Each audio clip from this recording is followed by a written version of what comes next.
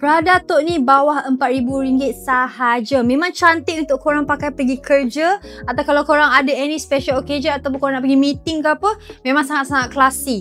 Warna dia memang putih dan putih. Putih dan putih tu maksudnya apa? Putih bag ni, dan dia punya hardware pun putih juga, okay? Tak tipu. Dia punya logo yang putih. Hardware dia warna gold hardware. Kalau korang tengok, poket dekat depan ni comel gila, and ada sekali dengan dia punya cermin. So yang ni kalau korang nampak, stiker masih lagi intact, tak cabut lagi stiker. Korang boleh jadikan korang punya makeup bag. So korang boleh letak korang punya lipstick kat sini, and korang boleh terus touch up muka korang kalau korang nak pergi meeting yang urgent-urgent begitu. Memang cantik sangat-sangat.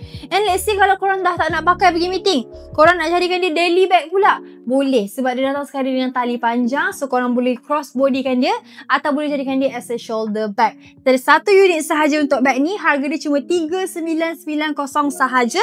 So korang tunggu apa? Korang boleh pergi DM kita sekarang.